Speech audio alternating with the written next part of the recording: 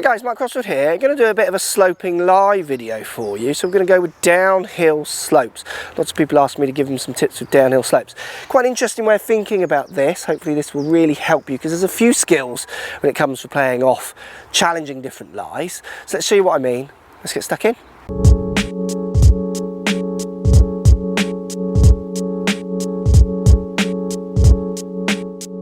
Right, to show you what slopey lies can do, I'm going to hit one from a flat lie to start. I've got a 7-iron and we've got our range balls here. They're going to go considerably shorter because it's a reduced range because of our lovely residence, our houses, which we don't want to pound balls into. So I'm going to hit a 7-iron from a flat lie. I'm going to show you launch angle and I'm going to tell you about the distance it goes. So I've hit that one quite nicely. That's launched at 18 degrees and gone 1, 2, 3 yards.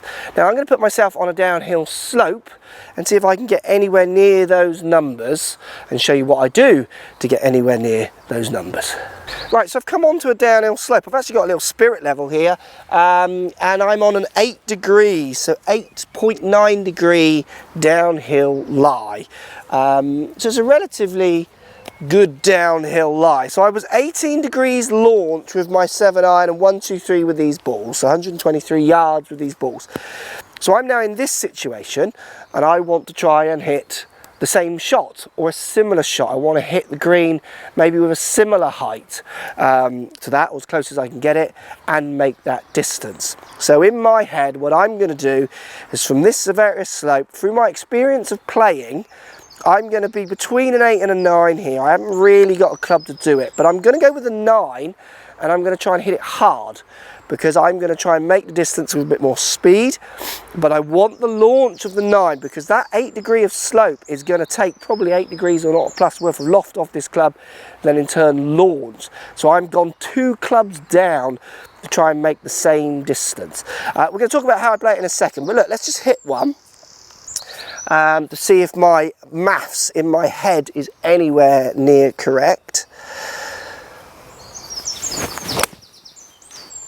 So I've hit that hard. It did catch the tree, but GC2 ain't going to pick that up. So that's launched at 16 degrees and gone 111 yards.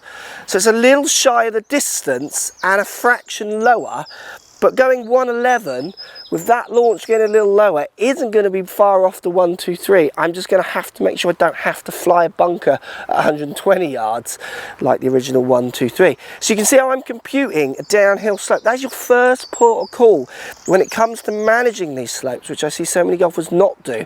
They fuss a lot about the technique, and we're going to talk about that in a second, but they don't use any of the experience of what slope can do to the ball. So downhill lie like that, 8 degrees, it's taking off considerably more launch. Well, I've got nearly 8 degrees less or more loft on this club than my 7, but it's still launched lower. That's all coming from experience of me playing off different slopes. You need to get out there and practice. So let's show you what you need to do when playing from some different slopes. So when I played that downhill slope, first thing, obviously, I put the calculation in that I was going to try and hit a 9-iron harder. It's going to be an aspect of luck in there, if you like, or experience, you could call it, but you're never going to be certain, which is why downhill or any slopes can be slightly harder. Now, the first thing I'm going to do is I'm going to push the ball back towards my right foot. Got the ball back in my stance. I'm going to have the handle forwards up towards my left leg, and I'm going to put more weight on my left foot because the slope is pushing me that way. I'm going to try and get my hips and shoulders feeling like they're moving with the slope a little bit, because the whole idea is to get that club coming down with the slope. If I have my normal angle of attack, I'm going to get hitting that ground far too early, which is what is common on downhill slopes. Obviously, I've still made the accounts for the lower flight. Also, sometimes from a downhill lie for me, I will feel like I'm going to fade the ball a little bit more, depending on the loft. Not so much with a 9-iron, but I will feel like I'm going to fade it with the longer, lower lofted clubs. Just as I push that ball back and hit down on it more, it doesn't push my path so far out to the right because I'm trying to actually hit down the slopes. I feel like by getting steeper, for me, I feel like I feel more comfortable swinging a little bit left, which is where that fade comes from. But you need to get on your slope and see what that does, because just standard putting the ball back and hitting down on it more can quite easily move your path out more to the right. So I'm going to put the ball back in my stance. I'm going to get more weight on my front foot, subject to the severity of the slope, and then get my handle forwards. Now, when I make my backswing, I have absolutely zero ideas of coming back with the club. I feel like I'm turning very much on my left side. So feeling like I'm keeping my chest, head over the ball, on the ball if you like, then moving forwards. I'm not going to get behind that ball at all. I just want to take all of this strike point, any of that ground first, away. So I'm trying to move everything ahead of the ball. So it's that ball position change, handle lean, slight change, and then it's that weight pressure change.